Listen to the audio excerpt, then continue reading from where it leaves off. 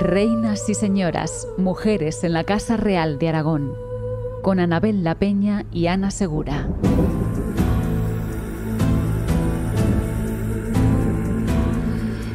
Año 1196. El 24 de abril, Alfonso II de Aragón fallece en Perpiñán. En mayo se celebran en Zaragoza los funerales y en agosto el Papa Celestino III toma bajo su protección al nuevo rey, Pedro II, y a su madre, la reina Sancha. En septiembre se celebrarán cortes en Daroca que reconocen al nuevo rey. Pedro II comenzará su reinado con fuertes desacuerdos con su madre. El motivo, el alto coste de la construcción y dotación del monasterio de Sigena. Sancha fue una mujer formidable que reinó, participó en batallas y tomó decisiones políticas. Fruto de sus 22 años de matrimonio, fueron 9 hijos que emparentaron con importantes casas de toda Europa.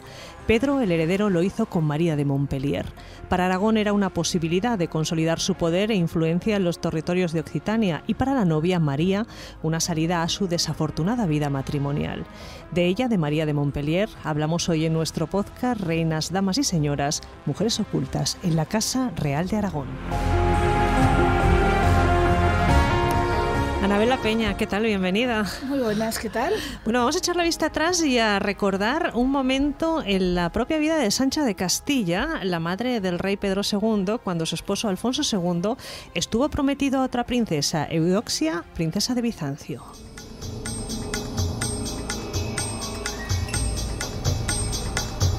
Esto, Anabel, lo apuntábamos en un podcast anterior, pero vamos a recordarlo. Pues sí, lo apuntábamos efectivamente, porque cuando comentamos ese matrimonio entre Sancha de Castilla y Alfonso II de Aragón, dijimos que se quedó una mujer en camino, prácticamente se enteró en Montpellier que había sucedido la boda del que iba a venir a ser su esposo. También ten en cuenta que se habían hecho negociaciones y demás, que siempre se dilataban el tiempo, y luego que desde el viaje desde Bizancio, desde Estambul hasta tierras cercanas en el sur de Francia, en la Occitania, que es donde se enteró de la noticia, lógicamente costaba un tiempo, y por lo tanto no pudo celebrar los espensales que esperaba. Pero esta mujer no retornó a Bizancio. Esta mujer en Montpellier precisamente se fraguó su matrimonio con el señor de Montpellier, un territorio notable en aquellos momentos y que luego me gustaría especificar un poquito más. Y esta tal Eudoxia, hija de un emperador como Manuel I Comneno, un hombre importante, a finales del siglo XII, un apasionado de Occidente. Yo creo que esa fue la razón por la que buscó esposa en los territorios europeos occidentales. Y esta tal Eudoxia se quedó, al final, como veremos luego en los textos, se quedó al final y contrajo matrimonio, y de ahí viene la nueva esposa de Pedro II. Eudoxia casó con Guillermo VIII de Montpellier, y María de Montpellier es la hija de este matrimonio. Eso es. Mira, los señores de Montpellier son los Guillermos, que les llamamos, porque son Guillermo, se alternan esos nombres, pero quiero decir que son dos acepciones distintas del mismo nombre, y este fue Guillermo VIII de Montpellier, que efectivamente su territorio era pequeño, pero era un territorio clave, y sí se va a proceder a la boda. Para un señor de un territorio del sur de Francia, que importancia estratégica tenía, importancia económica tenía también, pero tenía pocas posesiones, enlazar ni más ni menos con un emperador bizantino, con la hija de un emperador bizantino, era un elemento importante. A él le interesó más que a ella o a los acompañantes de ella, que no lo veían tan claro. Te lo digo por una razón. Ella, si se casaba con un rey, sería reina. Si no, solo sería, Eudoxia solo sería señora de Montpellier. Entonces, esas cosas en la Edad Media tenían importancia. Y luego yo no sé hasta qué punto influiría también esa fascinación por Oriente, por las cruzadas, que había estado presente en toda la historia de los reyes occidentales. Sí, además estábamos en un momento bastante problemático. La presión para recuperar ya tierras del reino latino de Jerusalén, que era un reino europeo traspasado a Jerusalén, empezaba a ser importante, y Jerusalén no quedaría ya en muchos años en manos en 1187 se lo pierden los cristianos ante la figura de Saladino.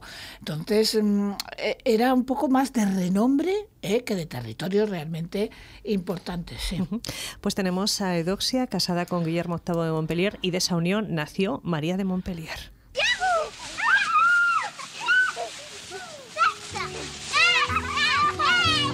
Bueno, ella nació, Anabel, hacia 1180, 1181, no sabemos dónde. No, hombre, hay un par de palacios en esa zona de Montpellier, que uno es el de Miraval y el otro fue el de Lattes, que suelen vincularse a la casa, al señor de Montpellier.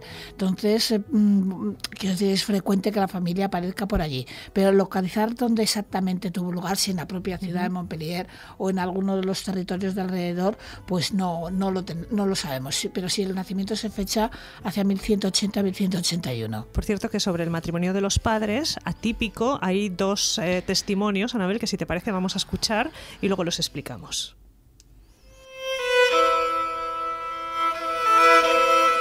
El emperador de Bizancio enviaba a su hija a casar con el rey de Aragón y llegó a Montpellier y se casó con el señor de Montpellier. Por las discordias que intervinieron entre Ramón Berenguer IV y el rey de Castilla, se trató de casar al rey con una hija de Manuel, emperador de Constantinopla. De suerte que el emperador, con un prelado y algunos varones de Grecia, envió a su hija a Aragón, y llegando a la villa de Montpellier, tuvieron aviso de que el rey don Alfonso había celebrado sus bodas con la reina doña Sancha. Y hallándose en aquella sazón presente Guillén de Montpellier, que era señor de aquel estado, con consejo de los varones y caballeros sus naturales, tomó a su mano la hija del emperador para casarse con ella contra voluntad de los que la traían.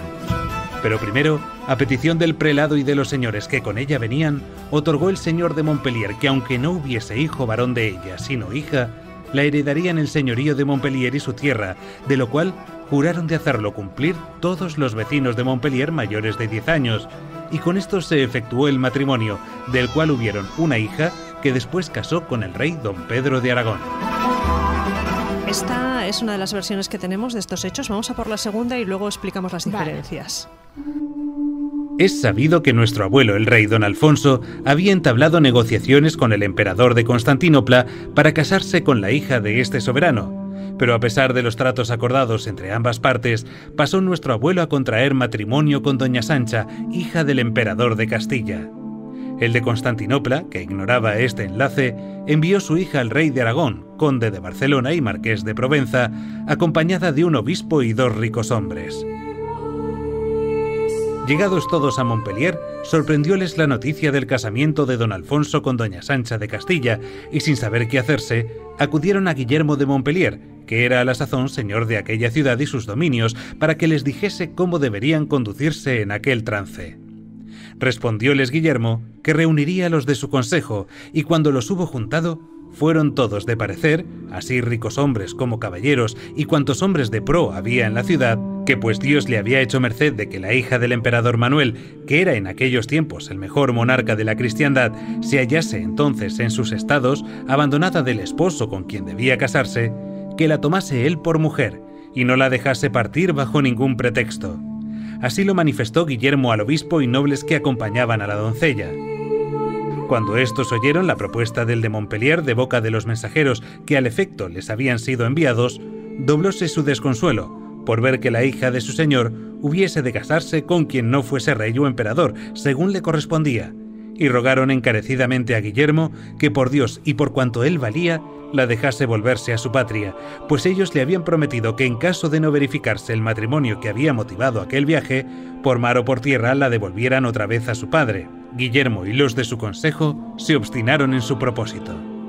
Como los acompañantes de la princesa vieron que la voluntad de los de Montpellier debía forzosamente cumplirse, procuraron sacar al menos el mejor partido de aquel matrimonio, estipulando que el hijo o hija que de él naciese fuese señor de Montpellier durante su vida. Celebróse el matrimonio y de él nació con el tiempo una hija a quien pusieron por nombre María. Pero yo escucho esto, Anabel, y me pregunto, ¿qué pensarían estas mujeres? Yo creo que es que las mentalizaban desde el día de su nacimiento. Es decir, no iban a ser dueñas nunca, ninguna de ellas fue dueñas de su destino. Además, en este caso habrá un destino muy negro para la mujer que nació.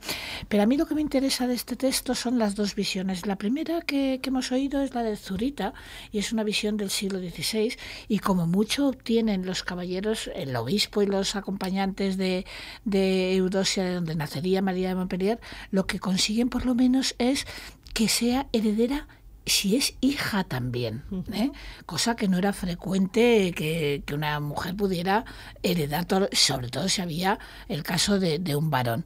Pero el segundo texto me gusta, que es un texto procedente del libro de los Hechos, del libro del Feix. Eso es una autobiografía de Jaime I. Jaime I está hablando de la que era de sus abuelos maternos.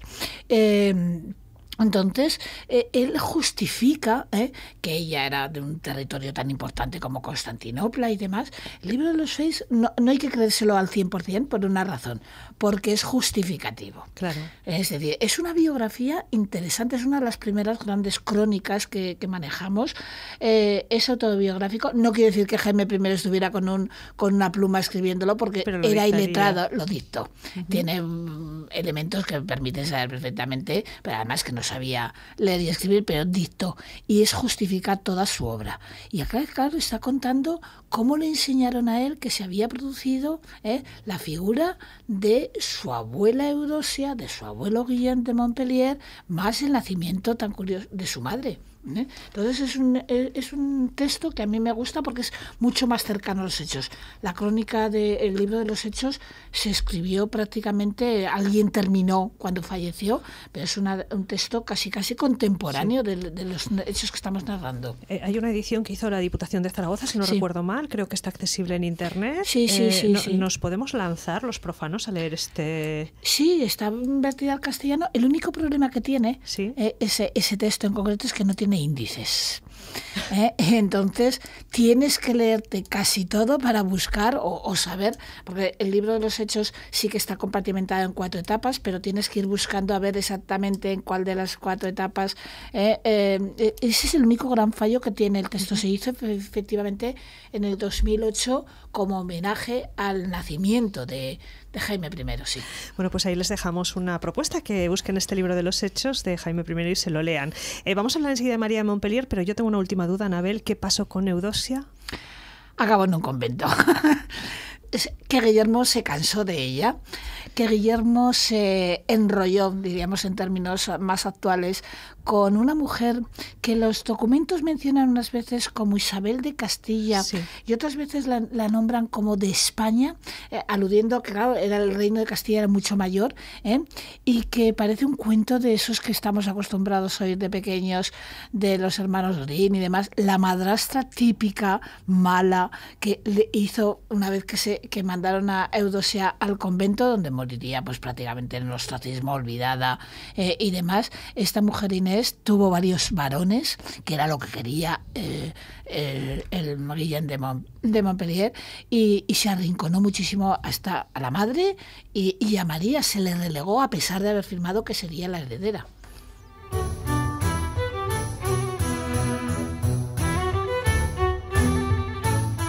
Bueno, pues vamos con ella, vamos con María, que no tuvo mejor vida que su madre, porque María de Montpellier, antes de convertirse en reina de Aragón, Anabel, había contraído ya nada menos que 2 enlaces.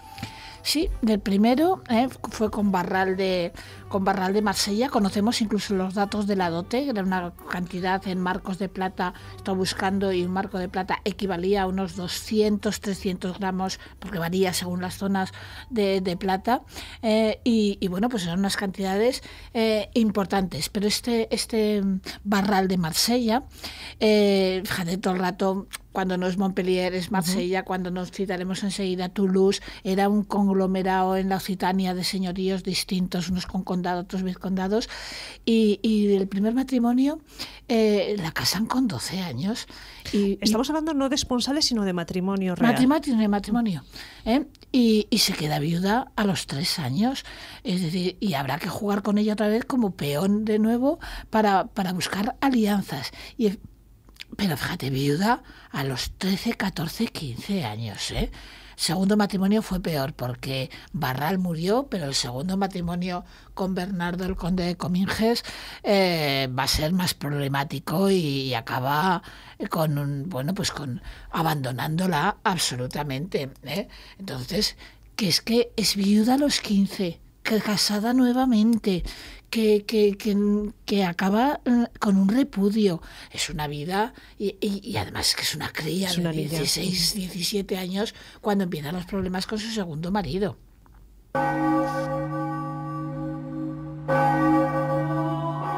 Claro, a todo esto, Anabel, ella casa con estos dos matrimonios, con estas dos parejas, con el vizconde Barral de Marsella y después con Bernardo IV, conde de Cominges, y en ambos casos ella les cede el señorío de Montpellier, porque en realidad el valor que ella tenía era esto, Montpellier. Era su respaldo. Es decir, mira, hay un elemento. Las mujeres en esos momentos en la Occitania tenían derechos, pero lo que se consideraba normal es que gobernara el varón.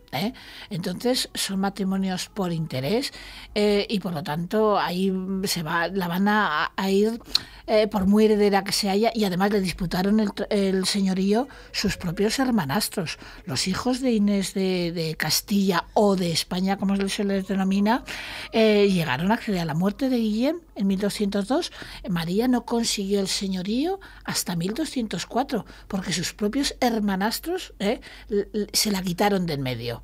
Entonces lo consiguió y fue reconocida por el papado como señora de Montpellier. Ajá. Bueno, a la muerte de su padre en 1202, María se dirige al Papa para reclamar precisamente esta soberanía de Montpellier y expulsar a sus hermanastros, quien finalmente acabarán siendo derrocados en una sublevación popular. María recupera el señorío de Montpellier. Pero mientras María vivía todo esto, su futuro esposo Pedro había recibido otras ofertas de matrimonio, entre ellas una que llegaba de María de Montferrato, heredera de Jerusalén. Volvemos a mirar otra vez hacia Oriente, que lo que quería era implicarlo en la defensa de esos territorios. Los de Jerusalén piden favor al de Aragón y le ofrecen el reino. Fue este príncipe muy liberal y por su persona de tal ánimo y valor que fue habido por uno de los mejores caballeros de sus tiempos. Y extendióse su fama tanto por todas las partes de la cristiandad que fue requerido por los príncipes y varones que gobernaban el reino de Jerusalén y por las ciudades de Siria que tomase a su mano la defensa contra los turcos que se habían apoderado de la mayor parte de la Tierra Santa. Y ofrecíanle aquel reino casándose con la sucesora de él, y le enviaron embajadores para que si aceptase aquel matrimonio, fuese allá con su armada, confiados que por su valor restaurarían las cosas perdidas de aquel reino y la empresa de la Tierra Santa se continuaría. Y a esta señora le pasa lo que ya había pasado, y a Pedro lo que ya le pasó a su padre. Es decir, que cuando llega esta novia, él ya está casado. Sí, hubo tratos, y aún volverá después otra vez. Debía ser una presa, iba entre comillas lo de la palabra presa, de honor, el casarse con alguien que en 1205, que cuando ya estaba casado Pedro II con María de Montpellier, y se titulaba ya reina de Jerusalén. Hay que pensar que el reino que se había creado desde finales del siglo XI con las cruzadas estaba en una situación muy crítica. Saladino le estaba arrebatando, se pierde Jerusalén. El reino cristiano que se ha establecido en Tierra Santa está empezándose a quedar reducido solamente a la costa, a Acre, y durará pues hasta 1291. Quiero decir, necesitan ayuda, y qué mejor que un monarca acostumbrado a la lucha, en fin, como cualquier monarca del mundo occidental.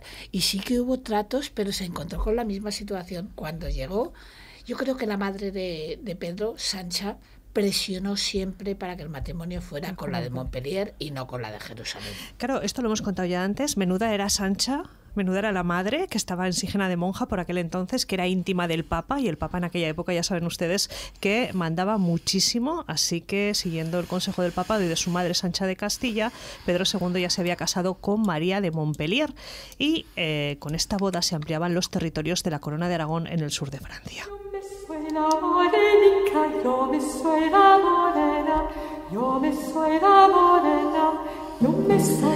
Total, Anabel, que en la primavera de 2004 María pasa a ser señora de Montpellier, y en junio de ese año se convierte en reina de Aragón al casarse con Pedro II.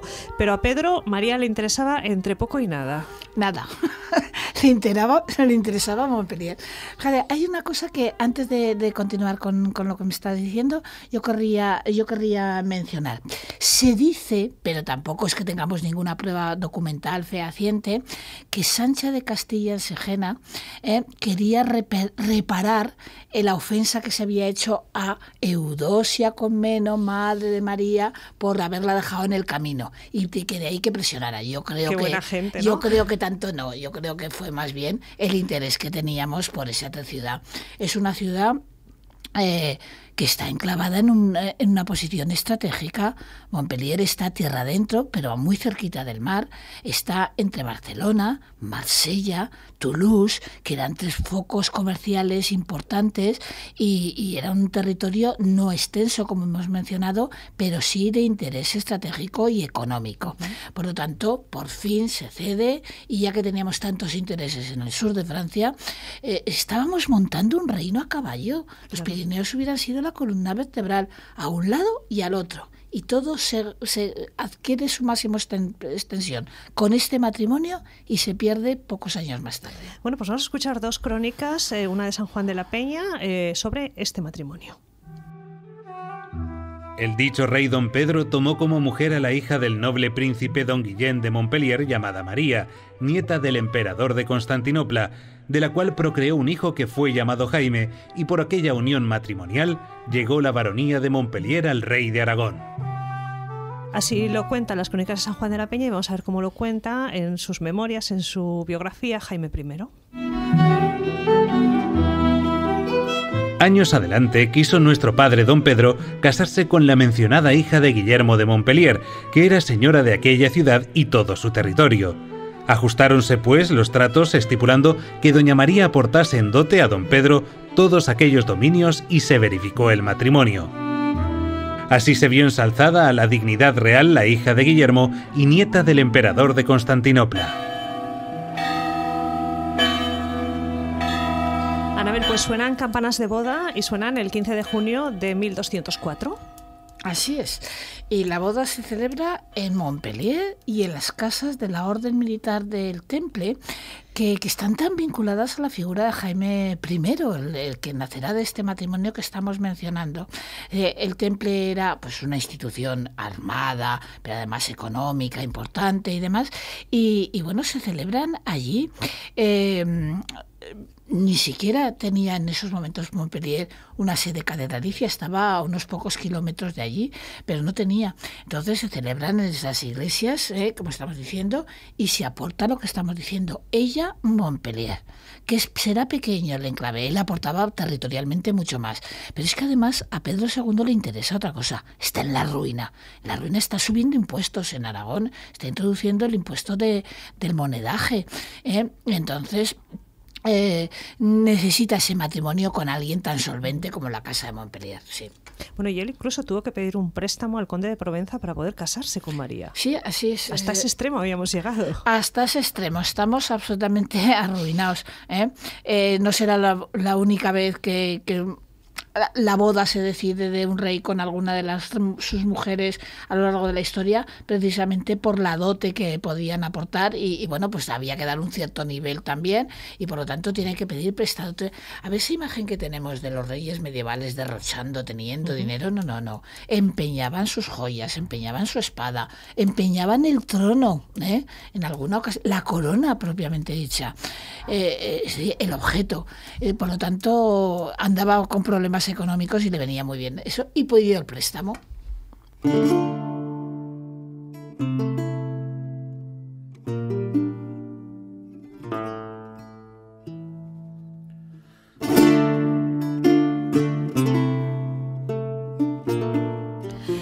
Ella, María de Montpellier, tenía ya 2 hijas, y a los pocos días de su boda el marido actuaba ya como dueño y señor de Montpellier, omitiendo toda referencia a su mujer, que era la titular legítima. Pero es que además de esto, Anabel, este matrimonio, que evidentemente fue un arreglo político, tenía otra parte, y es que el rey nunca disimuló el rechazo personal hasta su esposa. Creo que incluso llegó a evitar tener contacto físico con ella. Sí, por alguna razón es que no le interesaba. Es decir, una vez, los primeros documentos que quedan, aún aparecen los dos firmando conjuntamente, pero es que a los poquísimo tiempo transcurrido del enlace se la quita de encima y hace de Montpellier lo que él quiere. Se considera auténtico señor de Montpellier y no respeta el pacto de las capitulaciones matrimoniales, diciendo que el señorío lo tendrían conjuntamente. Por lo tanto, es que ni le interesa, ya ha conseguido lo que quiere Montpellier, y además en la boda, como en todos estos enlaces de monarcas y demás,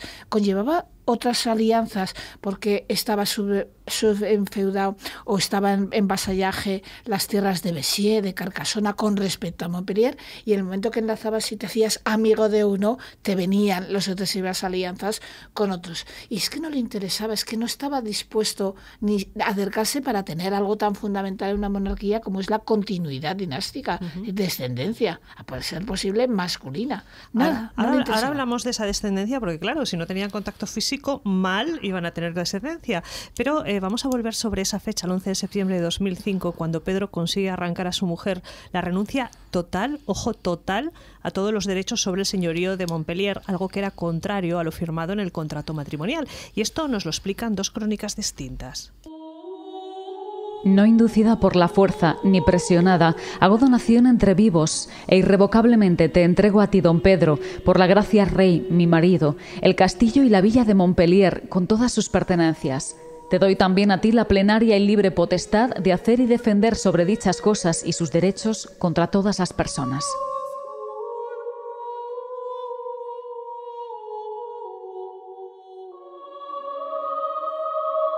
Y siendo el matrimonio consumado, el rey de Aragón se intituló señor de Montpellier, aunque no pasaron muchos días que se arrepintió y procuró apartarse de la reina, siendo una de las más excelentes princesas de su tiempo.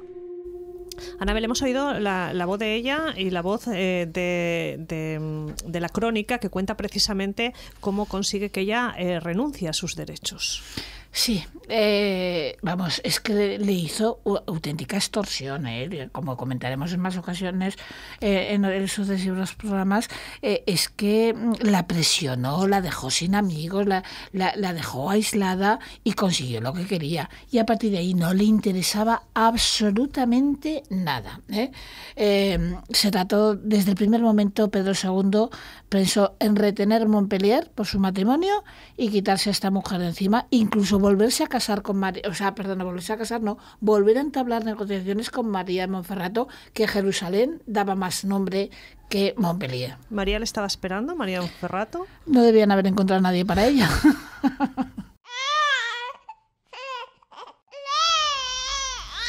Bueno, Anabel, pues a pesar de todo esto, de ese rechazo desde el primer momento del rey Pedro a María de Montpellier, hubo 2 hijos de este matrimonio. Sí, de los encuentros que parecen ser muy, muy ocasionales y alguno hasta divertido, hay 2 hijos. Una primera mujer, una tal Sancha, como su abuela, como Sancha de Castilla, y con la cual se prepara inmediatamente un matrimonio que no hacía excesivamente gracia ni a María, porque la quieren casar con el conde de Toulouse o de Tolosa, y era muy cercano a la herejía cátara del momento. Lo que pasa es que al final no tuvo lugar ese matrimonio, ese enlace, se quedó en preparativos porque la niña murió. Y de un segundo encuentro, según dicen las crónicas del momento, certero encuentro, porque de ahí nace, de una sola noche, nace la figura de Jaime I de Aragón. Y la concepción de Jaime I de Aragón es absolutamente rocambolesca, pero eso, si les parece, se lo contaremos la próxima semana, porque sobre María de Montpellier hay todavía muchísimas cosas que contar. Nos quedamos con esta dama de Aragón después de dedicar este podcast a la primera parte de la historia de María de Montpellier, un podcast que hemos hecho gracias a la investigación histórica de Anabel La Peña, con Rafa Moyano y Sara Villellas en las voces de los documentos históricos, con Carlos Oyarzábal y Vicente Bordonaba en la ambientación sonora y con Rubén Reula en la producción de audio en directo. Esto es Reinas y Señoras, Mujeres Ocultas en la Casa Real de Aragón, un podcast de historia de Aragón Radio.